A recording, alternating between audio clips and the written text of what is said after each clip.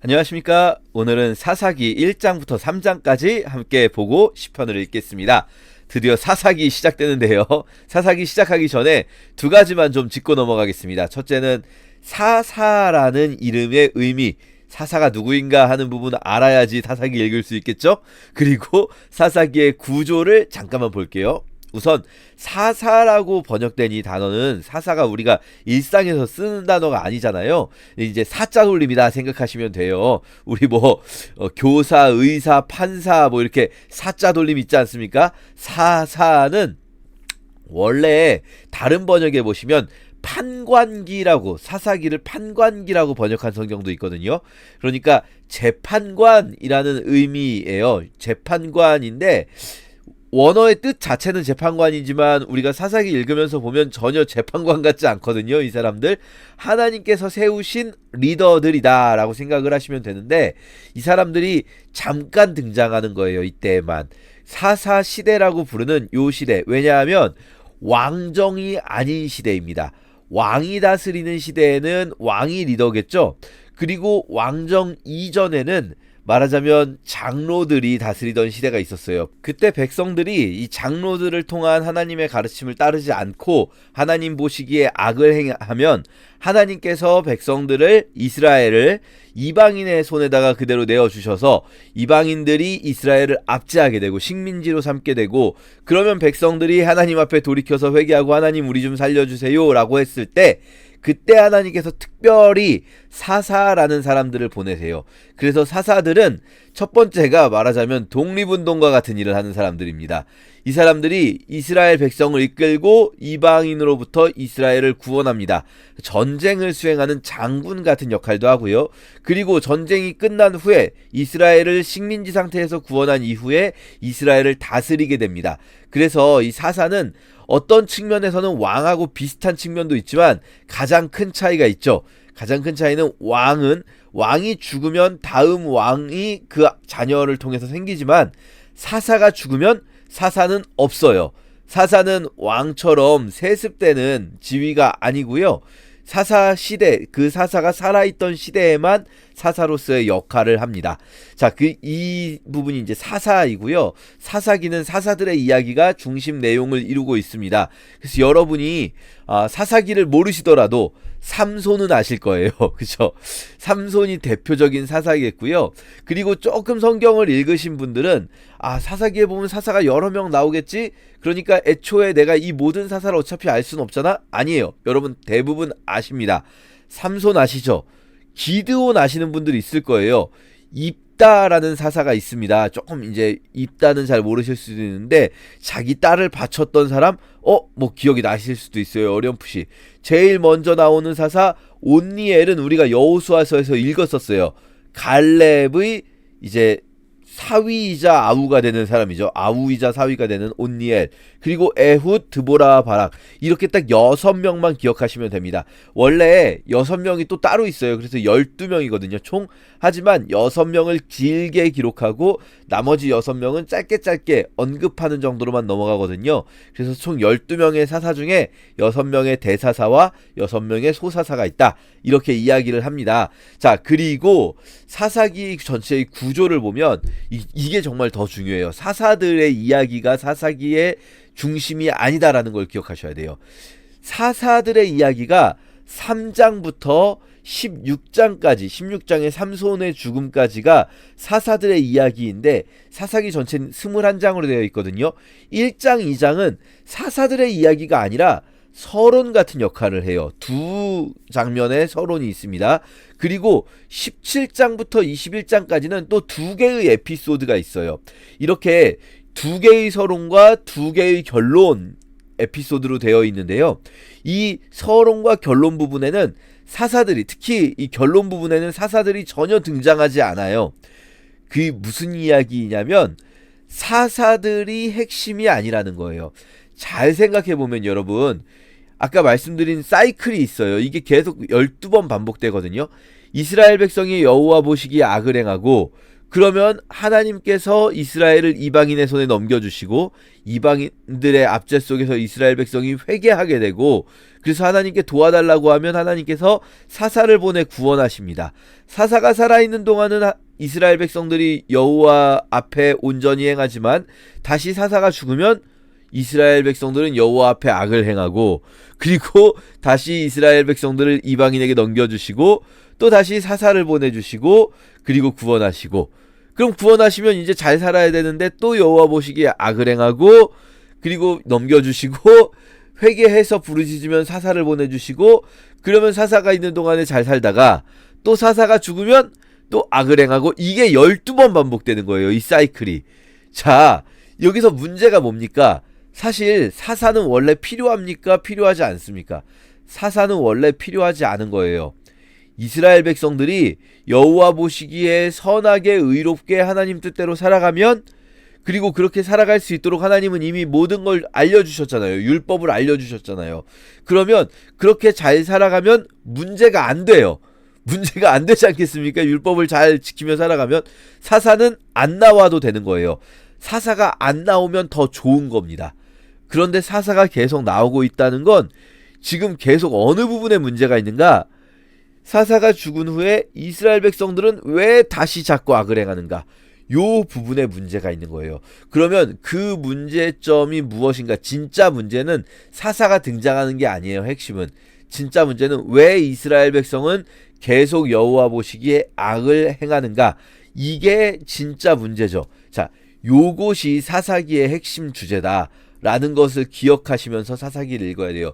그러면 그 핵심 주제가 어디 나오는가? 서론과 결론에 나오는 거죠. 서론과 결론이 그래서 사사들이 나오는 본론보다 더 중요합니다. 사사기는요, 본론보다 서론과 결론이 더 중요하다라고 말씀드릴 수가 있겠어요. 자, 그래서 오늘 사사기 1장부터 3장까지 서론 부분, 서론하고 본론 앞부분이죠. 서론이 정확히는 3장 6절까지거든요. 오늘 3장까지 함께 읽어보면서 서론 부분과 함께 첫 번째, 두 번째 사사인 온니엘과 에훗 이야기 함께 보겠습니다. 자, 여호수아가 죽은 후에 이제 이스라엘 자손이 정복 전쟁을 해야 되잖아요. 그럼 유다가 먼저 정복 전쟁을 하게 됩니다. 그런데 유다 땅은요, 시므온 땅과 함께 있다. 계속 말씀드렸죠. 그러니까 시므온과 함께 가자. 나와 함께 싸우면 나도 너와 함께 싸우겠다 하면서 여기까지는 좋아요.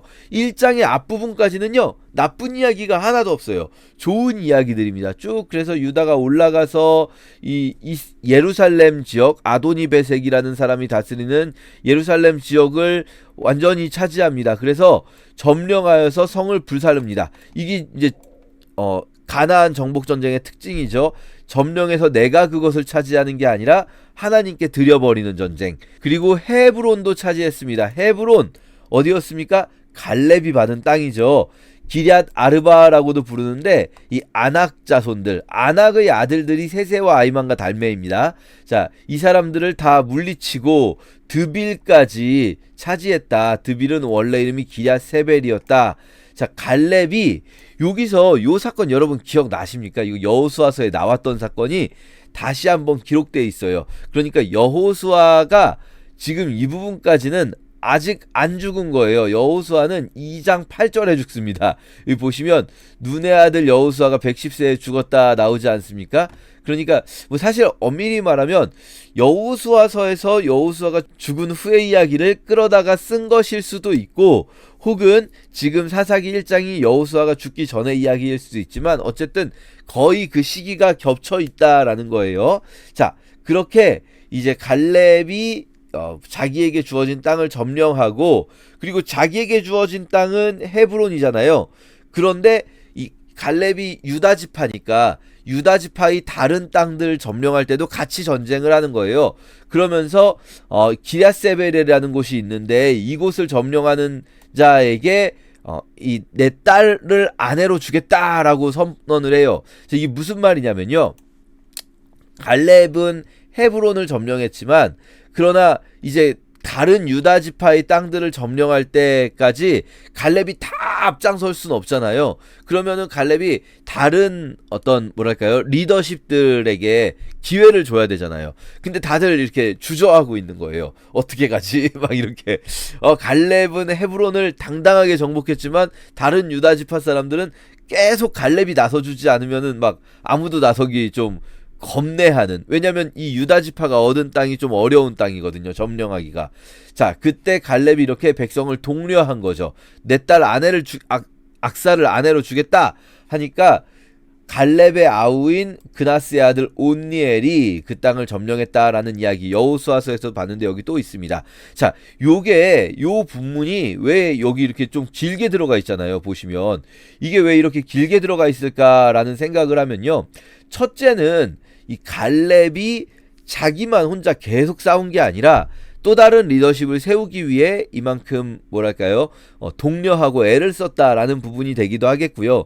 또 이 부분에서 조금 우리가 생각을 조금 확장해 본다면 이 이야기가 유다가 점령한 이야기의 좋은 부분의 거의 마지막이에요.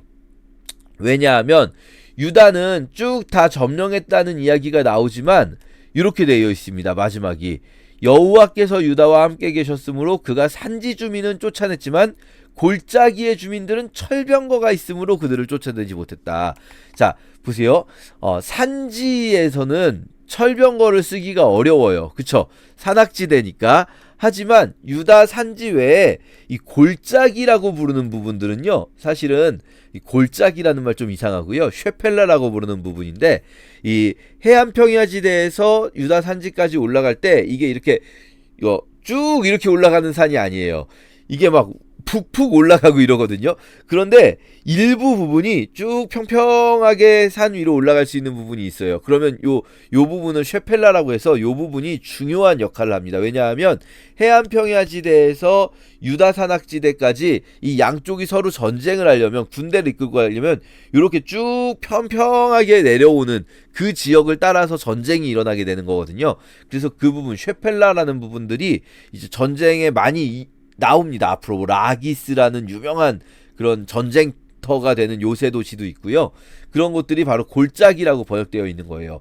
자, 그런데 골짜기의 주민들은 이제 평평한 땅이니까 철병거가 있어요. 그래서 그들을 쫓아내지 못했어요. 아, 그래, 골짜기는 요 쉐펠란 평평하니까 철병거를 가지고 있고 철병거는 못 이기지 아무렴, 이렇게 생각을 할 수가 있잖아요. 여러분, 아니죠. 말이 됩니까? 여호와께서 함께 계셨는데 철병거는 못 쫓아냅니까? 여호와께서 함께 계셨는데. 이스라엘 백성들이 이렇게 핑계댔었다는 것을 비판하고 있는 거예요. 이스라엘 백성들이 야, 저기는 철병거가 있어서 우리가 못 이기겠어요 라고 한 것을 비판하는 거죠.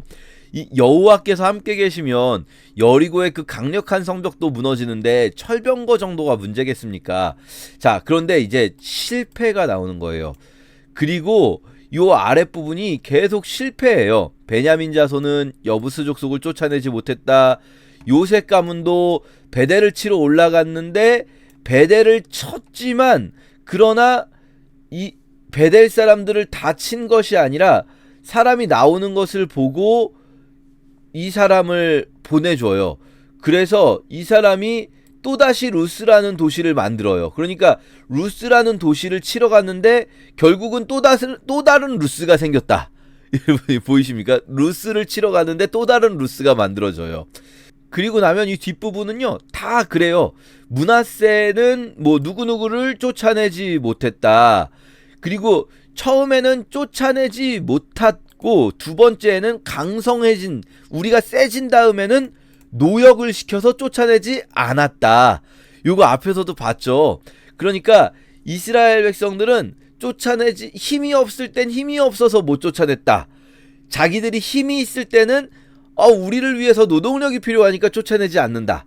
이렇게 되면서 결국은 다 핑계라는 거예요. 다 핑계다. 이거는 하나님께서 보시기에는 전부 다 핑계일 뿐인데, 전부 요 아래에 있는 지파들이 다 그렇습니다. 다 무슨 아셀은 누굴 쫓아내지 못했고, 납달리는 누굴 쫓아내지 못했고, 점령했다는 얘기가 오히려 적어요. 처음에 유다는 잘 점령했다는 이야기가 있잖아요. 그러니까 이게 갈렙의 갈렙이 얼마나 훌륭하게 백성들을 이끌었는가. 또 어떻게 생각해보면 갈렙이 훌륭하다 이 부분보다도 한 사람의 리더의 역할이 얼마나 중요한가 하는 것을 알 수가 있어요.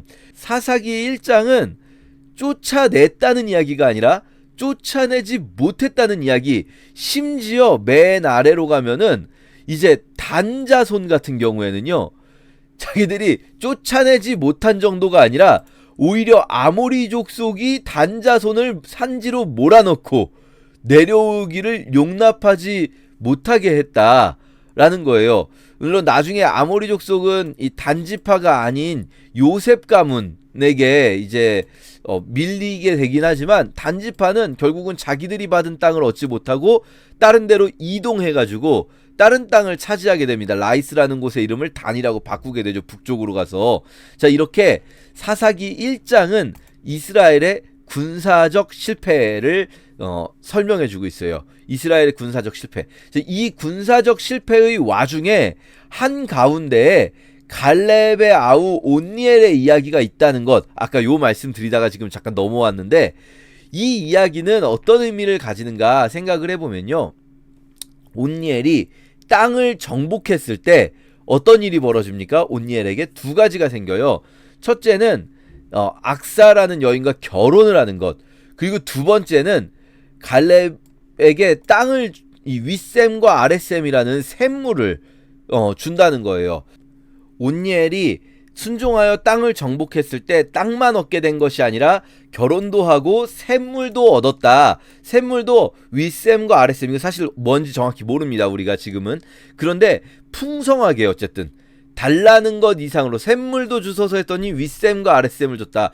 풍성한 샘물을 얻었다라는 거잖아요. 자, 이 결혼이라는 것이, 여러분 성경을 읽으실 때 결혼은 주로 하나님과 이스라엘의 관계를 상징할 때 많이 사용돼요, 실제로 성경에서.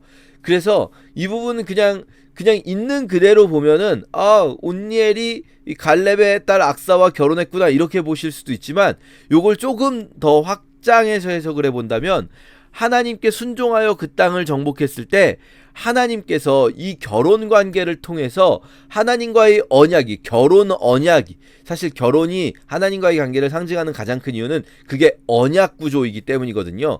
결혼이라는 언약을 통해 하나님과의 언약을 기억하게 하시는데, 이 결혼이라는 언약을 통해서 하나님과의 언약을 확인하고, 또 한 가지, 땅만 있다고 사람 사는 거 아니잖아요. 물이 있어야 되잖아요. 살 수 있는 샘물도 허락해 주신다.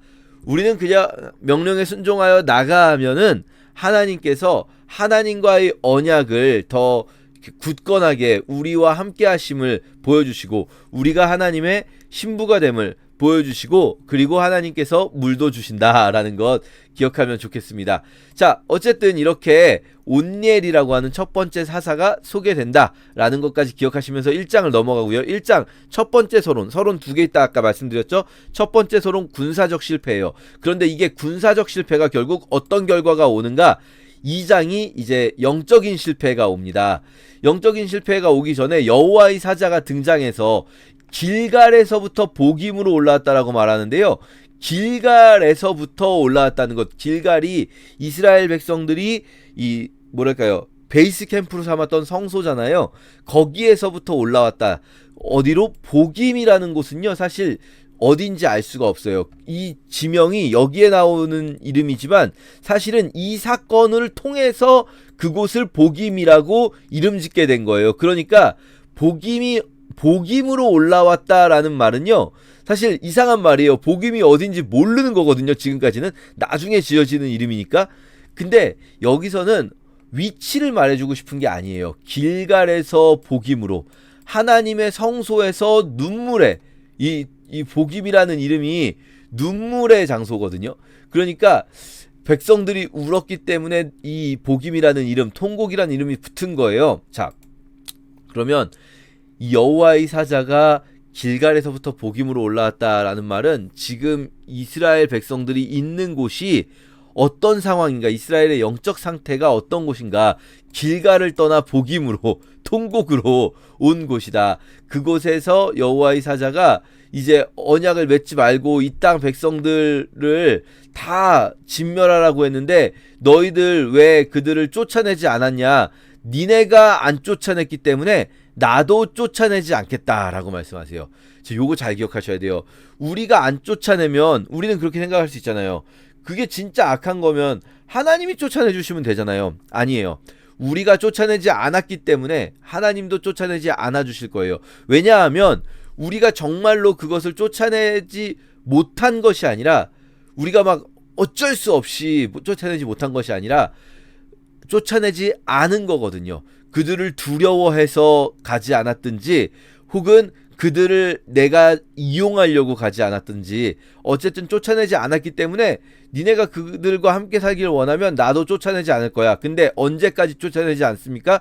지금은 그들이 니네들의 노역을 하니까 니네가 안 쫓아내지. 그런데 그들이 너의 옆구리에 가시가 돼서 너희를 막 식민지로 삼아도 나는 쫓아내지 않을 것이다 라는 것 미리 이제 알게 되죠, 우리가.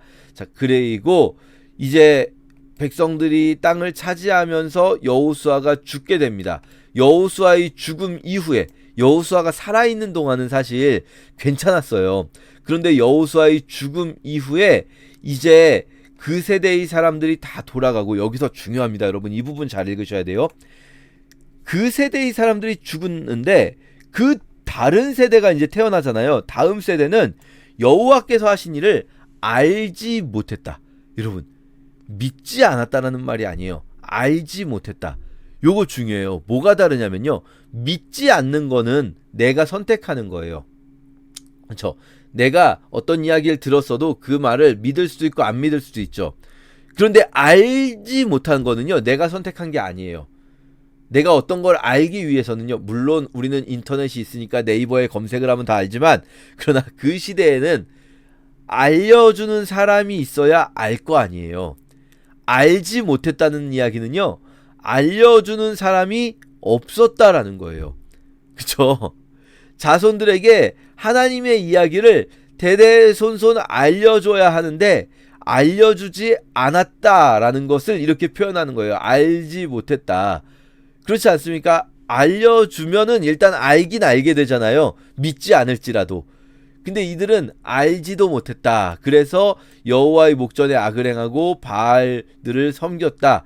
여기서 바알들이라고 나오는 거는요, 바알이라는 이름이 신 중에 바알이라는 신도 있지만 사실 여러 바알들이 있어요. 여러 우상 신들, 이방 신들이 뭐 바알 제붑 뭐 이런 식으로 바알이라는 신들 혹은 그냥 이방 신들을 일컫는 일반적인 표현도 될 수가 있습니다. 주인이라는 뜻이거든요. 다른 주인들을 섬겼다라는 거죠. 자, 그래서 하나님의 진노를 받게 되고 바알과 아스타롯을 섬기고, 그러면 여호와께서는 노략하는 자에게 넘겨주시고, 요게요 이제 사사시대의 일반론적인 상황을 이야기하는 거예요. 사사시대는 이런 패턴을 가질 거예요. 이스라엘 자손이 악을 행하고요, 그러면은 하나님께서 노략하는 자의 손에 넘겨주시고요, 그러면 그들이 괴로워하면 여호와께서 사사들을 세워주시고요, 그러나 그들이 사사에게도 순종하지 않을 때도 있는데, 그러나 사사를 세우셔서 사사가 결국 구원하면 사사가 살아있는 동안에는 여호와께 순종하지만 사사가 죽은 후에는 다른 신을 따라가게 됩니다. 이 패턴이 계속 반복될 거다라는 거예요. 자, 누가 문제입니까? 누가 문제입니까? 우리 요거 꼭 기억하면서 사사기 읽어야 돼요. 왜 이스라엘 백성들이 사사가 죽은 후에는 여호와를 알지 못합니까? 자, 그것을 기억하면서 사사기 2장까지 읽고요. 사사기 3장에서는요, 이제 사사기 3장 6절까지가 계속 그 서론이라고 할 수 있고, 7절에서부터 두 명의 사사 등장합니다. 3장에 온니엘과 에웃이거든요. 온니엘은 아까 나왔던 그 사람이죠. 그냥 사사기 전체의 패턴을 보여주는 일반적인 그 이런 상황들이 있다라는 기본적인 패턴을 보여주는 사사예요. 그래서 이스라엘이 어느 나라에게 식민지가 됐다, 그때 사사를 보내주셨다, 여호와의 영이 임하셔서 사사가 구해내고요, 그런데 그 땅이 평온하다가 온니엘이 죽으니까 다시 목전에 악을 행했다. 이렇게 온니엘이라는 사람은 그냥 사사라는 사람은 이렇다라는 기본을 보여주는 샘플이라고 할 수가 있어요. 그리고 이제 두 번째 사사부터 본격적인 이야기가 시작됩니다. 사사 에훗은요, 모압 왕 에그론이라는 사람이 통치할 때, 식민지로 삼았을 때에 종려나무 성읍 여리고라는 성에서 에그론을 물리친 사람이에요. 자, 이때 한 구원자인 베냐민 사람 왼손잡이 에훗, 왼손잡이라고 번역할 수도 있고 외팔이라고 번역할 수도 있는데요, 일반적으로 왼손잡이라고 봅니다. 단어 자체는 왼손잡이 외팔이 둘 다 가능한 단어이지만 베냐민 지파에는 이 왼손잡이들이 많았다라고 나오거든요. 일반적으로 그 시대에는요 다 오른손잡이였어요. 우리나라도 옛날에 그랬는데 왼손잡이도 무조건 오른손으로 교육을 억지로라도 시킵니다. 왜냐하면 왼손잡이는 뭔가 부정탄다 요런 미신도 있고 그랬거든요. 그런데 베냐민 지파는 특별히 이 왼손 훈련을 시켰어요. 그래서 왼손잡이 전쟁에 나가는 군인들이 나오거든요. 아마도 에훗도 그렇게 왼손잡이였을 거예요. 이 왼손잡이라는 게 왜 중요하냐면요, 칼을 오른쪽 허벅지에 차서 아주 작은 칼, 이 길이가 한 규빗이라는 거 요만한 거거든요. 요만한 단도, 요 약간 뭐랄까요 여러분, 식칼 비슷한 사이즈 아닙니까? 식칼 비슷한 사이즈를 작게 아주 얇게 만들어서 오른쪽에 숨긴 거예요. 왜냐하면 고대에는 당시에 그 근동 지역에 왼손잡이가 없었기 때문에 다 오른손잡이잖아요. 그럼 칼 어디에 찹니까? 왼쪽에 차겠죠. 그러니까 왼쪽에 찬 칼은 이렇게 에글론을 만나러 갈 때 왼쪽에 찬 칼은 빼는 것처럼 신용을 하지만 오른쪽에 칼을, 아주 얇은 칼을 숨겨놨겠죠. 그리고 모압 왕 에글론을 암살하려고 합니다. 자, 곡물을 바친 후에 곡물 메고 온 사람들을 보내고 내가 은밀한 일을 아뢰려 하나이다 하니까 왕의 측근들도 물러주십시오 하는 거예요. 여기서 아마도 은밀한 일은 어떤 군사적 비밀 혹은 뭔가 스파이 짓을 한다거나 뭐 이런 걸 거예요. 왜냐하면 모압 왕 에글론이 이스라엘 전체를 지금 지배하기보다는 베냐민 지파 땅, 이 여리고를 비롯한 베냐민 지파 땅을 점령하고 있는 상황이라고 보이거든요. 그러면 다른 지파들을 점령할 어떤 군사적 정보 같은 거를 줄 것처럼 말을 했을지도 모르겠어요. 자, 그러니까 다 물러가는데 에훗이 그때 딱 암살을 하게 됩니다. 왼손으로 암살을 하게 되고, 그리고 에훗은 도망 나오죠. 왕이 발을 가리우신다라는 표현은요, 이 발을 가리우신다가 그 왕이 대변을 보는 것을 좀 이렇게 높여 말하는 겁니다. 이 표현은 나중에도 나와요. 사울도 발을 가리러 가거든요. 발을 가리는 것은 왕이 화장실에서 변을 본다라는 뜻이에요. 그러니까 이때 아마도 에훗이 이렇게 찌르면서 이게 뭐랄까요, 관략근이 풀려서 나왔을 수도 있을 것 같아요. 그들이 오래 기다린다는 거는 믿었다는 얘기잖아요. 왜겠습니까? 냄새가 났나 보죠. 그러니까 아마도 왕의 집무실에는 내부에, 이제 아주 고대 사회잖아요. 내부에 이제 변소까지 마련이 돼 있었나 봐요. 그래서 왕이 발을 가리우시니까 들어가지 마십시오 하니까 냄새 맡아보니까 맞잖아요. 그래서 한참 기다렸는데 안 나오니까 그제야 죽은 걸 확인하고, 에훗은 이미 멀리 도망가서 나팔을 불어서 이스라엘 자손의 군대를 미리 준비시켜 놨다가 전쟁을 하게 됩니다. 왕이 죽었으니까 이제 지지부진 무너지게 되겠죠. 자, 그렇게 에훗이 이스라엘을 구원하는 이야기까지 오늘 함께 읽겠습니다. 사사기 제1장.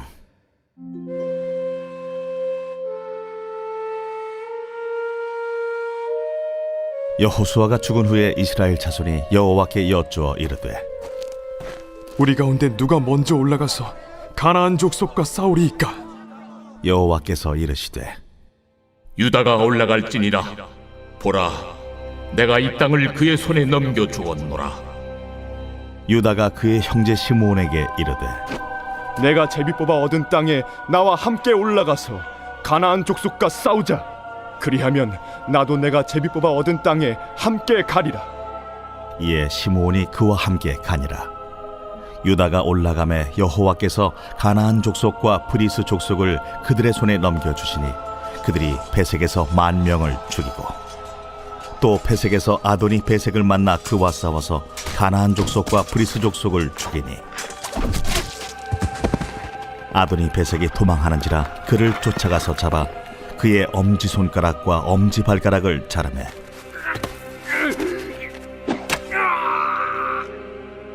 아도니 베색이 이르되 옛적에 70명의 왕들이 그들의 엄지손가락과 엄지발가락이 잘리고 내 상 아래에서 먹을 것을 줍더니 하나님이 내가 행한 대로 내게 갚으시미로다. 무리가 그를 끌고 예루살렘에 이르렀더니 그가 거기서 죽었더라. 유다 자손이 예루살렘을 쳐서 점령하여 칼날로 치고 그 성을 불살랐으며 그 후에 유다 자손이 내려가서 산지와 남방과 평지에 거주하는 가나안 족속과 싸웠고 유다가 또 가서 헤브론에 거주하는 가나안 족속을 쳐서 세세와 아히만과 달메를 죽였더라. 헤브론의 본 이름은 기럇 아르바였더라. 거기서 나아가서 드빌의 주민들을 쳤으니 드빌의 본 이름은 기럇 세벨이라. 갈렙이 말하기를 기럇세벨을 쳐서 그것을 점령하는 자에게는 내 딸 락사를 아내로 주리라. 갈렙의 아우 그나스의 아들인 온니엘이 그것을 점령하였으므로 갈렙이 그의 딸 악사를 그에게 아내로 주었더라. 악사가 출가할 때에 그에게 청하여 자기 아버지에게 밭을 구하자 하고 나귀에서 내리매 갈렙이 묻되 내가 무엇을 원하느냐? 내게 복을 주소서. 아버지께서 나를 남방으로 보내시니 샘물도 내게 주소서. 하매 갈렙이 윗샘과 아랫샘을 그에게 주었더라. 모세 장인은 겐 사람이라 그의 자손이 유다 자손과 함께 종려나무 성읍에서 올라가서 아란 남방의 유다 황무지에 이르러 그 백성 중에 거주하니라. 유다가 그의 형제 시므온과 함께 가서 스밧에 거주하는 가나안 족속을 쳐서 그곳을 진멸하였으므로 그 성읍의 이름을 호르마라 하니라. 유다가 또 가사 및 그 지역과 아스글론 및 그 지역과 에그론 및 그 지역을 점령하였고 여호와께서 유다와 함께 계셨으므로 그가 산지 주민을 쫓아내었으나 골짜기의 주민들은 철병거가 있으므로 그들을 쫓아내지 못하였으며 그들이 모세가 명령한 대로 헤브론을 갈렙에게 주었더니 그가 거기서 아낙의 세 아들을 쫓아내었고 베냐민 자손은 예루살렘에 거주하는 여부스 족속을 쫓아내지 못하였으므로 여부스 족속이 베냐민 자손과 함께 오늘까지 예루살렘에 거주하니라. 요셉 가문도 베델을 치러 올라가니 여호와께서 그와 함께 하시니라.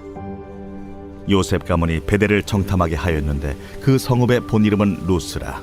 정탐꾼들이 그 성읍에서 한 사람이 나오는 것을 보고 그에게 이르되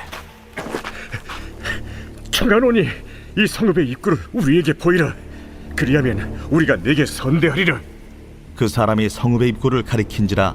이에 그들이 칼날로 그 성읍을 쳤으되 오직 그 사람과 그의 가족을 놓아 보내매 그 사람이 햇사람들의 땅에 가서 성읍을 건축하고 그것의 이름을 루스라 하였더니 오늘까지 그곳의 이름이 되니라. 므낫세가 베스안과 그에 딸린 마을들의 주민과 다아낙과 그에 딸린 마을들의 주민과 돌과 그에 딸린 마을들의 주민과 이블라함과 그에 딸린 마을들의 주민과 무기토와 그에 딸린 마을들의 주민들을 쫓아내지 못하며 가나안 족속이 결심하고 그 땅에 거주하였더니 이스라엘이 강성한 후에야 가나안 족속에게 노역을 시켰고 다 쫓아내지 아니하였더라. 에브라임이 게셀에 거주하는 가나안 족속을 쫓아내지 못하며 가나안 족속이 게셀에서 그들 중에 거주하였더라. 스불론은 기드론 주민과 나할롤 주민을 쫓아내지 못하였으므로 가나안 족속이 그들 중에 거주하면서 노역을 하였더라. 아셀이 악고 주민과 시돈 주민과 알랍과 악십과 헬바와 아빅과 르홉 주민을 쫓아내지 못하고 아셀 족속이 그 땅의 주민 가나안 족속 가운데 거주하였으니 이는 그들을 쫓아내지 못함이었더라. 납달리는 베세메스 주민과 베다낫 주민을 쫓아내지 못하고 그 땅의 주민 가나안 족속 가운데 거주하였으나 베세메스와 베다낫 주민들이 그들에게 노역을 하였더라. 아모리 족속이 단자손을 산지로 몰아넣고 골짜기에 내려오기를 용납하지 아니하였으며 결심하고 헤레스 산과 아얄론과 사알빔에 거주하였더니 요셉의 가문의 힘이 강성함에 아모리 족속이 마침내는 노역을 하였으며 아모리 족속의 경계는 아그라빔 비탈의 바위부터 위쪽이었더라. 제2장.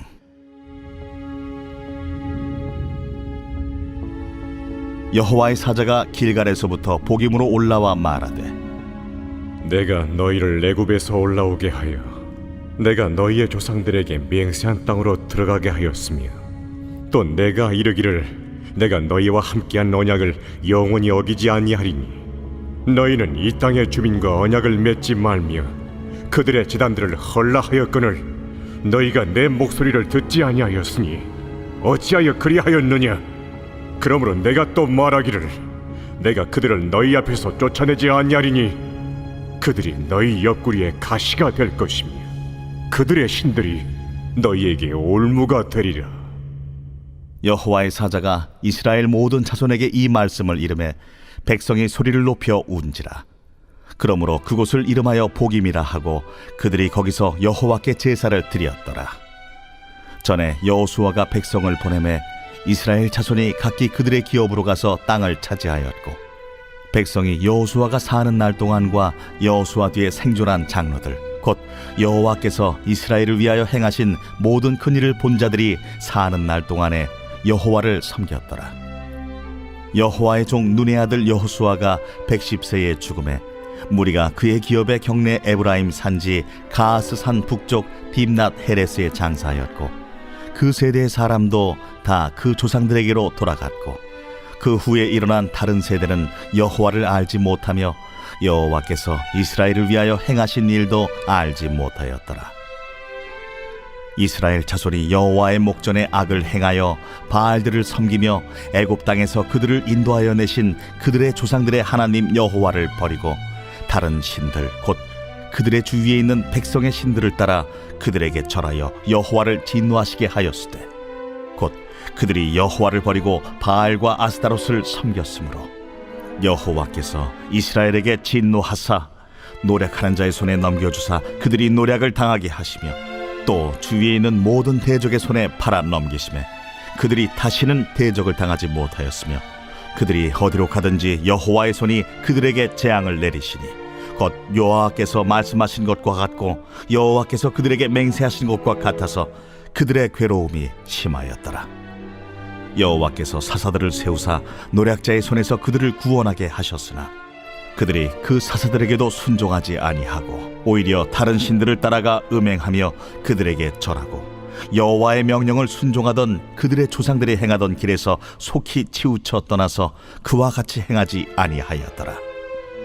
여호와께서 그들을 위하여 사사들을 세우실 때에는 그 사사와 함께 하셨고, 그 사사가 사는 날 동안에는 여호와께서 그들을 대적의 손에서 구원하셨으니, 이는 그들이 대적에게 압박과 괴롭게 함을 받아 슬피 부르짖음으로 여호와께서 뜻을 돌이키셨음이거늘, 그 사사가 죽은 후에는 그들이 돌이켜 그들의 조상들보다 더욱 타락하여 다른 신들을 따라 섬기며 그들에게 절하고 그들의 행위와 패역한 길을 그치지 아니하였으므로 여호와께서 이스라엘에게 진노하여 이르시되, 이 백성이 내가 그들의 조상들에게 명령한 언약을 어기고 나의 목소리를 순종하지 아니하였은즉 나도 여호수아가 죽을 때에 남겨둔 이방 민족들을 다시는 그들 앞에서 하나도 쫓아내지 아니하리니, 이는 이스라엘이 그들의 조상들이 지킨 것 같이 나 여호와의 도를 지켜 행하나 아니하나 그들을 시험하려 함이라 하시니라. 여호와께서 그 이방 민족들을 머물러 두사 그들을 속히 쫓아내지 아니하셨으며 여호수아의 손에 넘겨주지 아니하셨더라. 제3장. 여호와께서 가나안의 모든 전쟁들을 알지 못한 이스라엘을 시험하려 하시며, 이스라엘 자손의 세대 중에 아직 전쟁을 알지 못하는 자들에게 그것을 가르쳐 알게 하려 하사 남겨두신 이방 민족들은 블레셋의 5 군주들과 모든 가나안 족속과 시돈 족속과 바알 헤르몬 산에서부터 하맛 입구까지 레바논 산에 거주하는 히위 족속이라. 남겨두신 이 이방 민족들로 이스라엘을 시험하사 여호와께서 모세를 통하여 그들의 조상들에게 이르신 명령들을 순종하는지 알고자 하셨더라. 그러므로 이스라엘 자손은 가나안 족속과 헷 족속과 아모리 족속과 브리스 족속과 히위 족속과 여부스 족속 가운데 거주하면서 그들의 딸들을 맞아 아내로 삼으며 자기 딸들을 그들의 아들들에게 주고 또 그들의 신들을 섬겼더라. 이스라엘 자손이 여호와의 목전에 악을 행하여 자기들의 하나님 여호와를 잊어버리고 바알들과 아세라들을 섬긴지라. 여호와께서 이스라엘에게 진노하사 그들을 메소보다미아 왕 구산 리사다임의 손에 파셨으므로 이스라엘 자손이 구산 리사다임을 8년 동안 섬겼더니 이스라엘 자손이 여호와께 부르짖으매 여호와께서 이스라엘 자손을 위하여 한 구원자를 세워 그들을 구원하게 하시니 그는 곧 갈렙의 아우 그나스의 아들 온니엘이라. 여호와의 영이 그에게 임하셨으므로 그가 이스라엘의 사사가 되어 나가서 싸울 때에 여호와께서 메소보다미아 왕 구산 리사다임을 그의 손에 넘겨 주시매 온니엘의 손이 구산 리사다임을 이기니라. 그 땅이 평온한 지 40년에 그나스의 아들 온니엘이 죽었더라. 이스라엘 자손이 또 여호와의 목전에 악을 행하니라. 이스라엘 자손이 여호와의 목전에 악을 행함으로 여호와께서 모압 왕 에글론을 강성하게 하사 그들을 대적하게 하시매 에글론이 암몬과 아말렉 자손들을 모아가지고 와서 이스라엘을 쳐서 종려나무 성읍을 점령한지라. 이에 이스라엘 자손이 모압 왕 에글론을 18해 동안 섬기니라. 이스라엘 자손이 여호와께 부르짖으매 여호와께서 그들을 위하여 한 구원자를 세우셨으니 그는 곧 베냐민 사람 게라의 아들 왼손잡이 에훗이라. 이스라엘 자손이 그를 통하여 모압 왕 에글론에게 공물을 바칠 때에 에훗이 길이가 한 규빗 되는 좌우에 날선 칼을 만들어 그의 오른쪽 허벅지 옷 속에 차고 공물을 모압 왕 에글론에게 바쳤는데 에글론은 매우 비둔한 자였더라. 에훗이 공물 바치기를 마친 후에 공물을 메고 온 자들을 보내고 자기는 길갈 근처 돌 뜨는 곳에서부터 돌아와서 이르되 왕이여, 내가 은밀한 일을 왕에게 아뢰려 하나이다. 조용히 하라. 하매 모셔 선자들이 다 물러간지라. 에훗이 그에게로 들어가니 왕은 서늘한 다락방에 홀로 앉아있는 중이라. 에훗이 이르되 내가 하나님의 명령을 받들어 왕에게 아뢰 일이 있나이다. 왕이 그의 좌석에서 일어나니 에훗이 왼손을 뻗쳐 그의 오른쪽 허벅지 위에서 칼을 빼어 왕의 몸을 찌르되 칼자루도 나를 따라 들어가서 그 끝이 등 뒤까지 나갔고 그가 칼을 그의 몸에서 빼내지 아니하였으므로 기름이 칼날에 엉겼더라. 에훗이 현관에 나와서 다락문들을 뒤에서 닫아 잠그니라.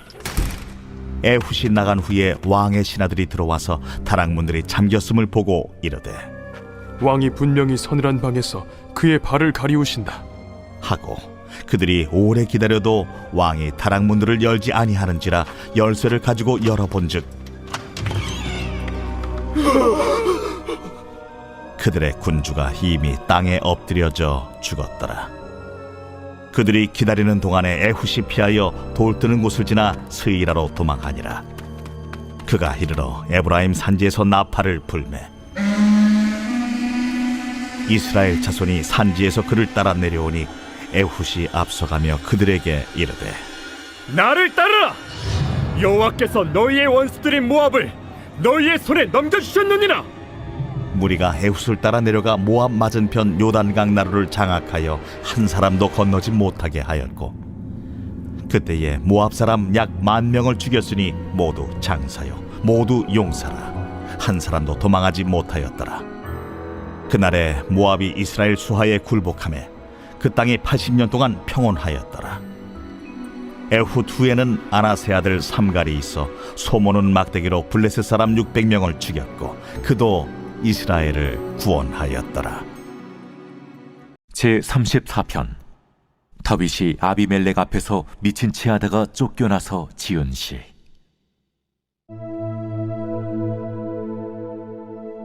내가 여호와를 항상 송축하며 내 입술로 항상 주를 찬양하리이다. 내 영혼이 여호와를 자랑하리니 군관자들이 이를 듣고 기뻐하리로다. 나와 함께 여호와를 광대하시다 하며 함께 그의 이름을 높이세. 내가 여호와께 간구하며 내게 응답하시고 내 모든 두려움에서 나를 건지셨도다. 그들이 주를 앙망하고 광채를 내었으니 그들의 얼굴은 부끄럽지 아니하리로다. 이 곤고한 자가 부르짖음에 여호와께서 들으시고 그의 모든 환난에서 구원하셨도다. 여호와의 천사가 주를 경외하는 자를 둘러 진치고 그들을 건지시는도다. 너희는 여호와의 선하심을 맛보아 알지어다. 그에게 피하는 자는 복이 있도다. 너희 성도들아, 여호와를 경외하라. 그를 경외하는 자에게는 부족함이 없도다.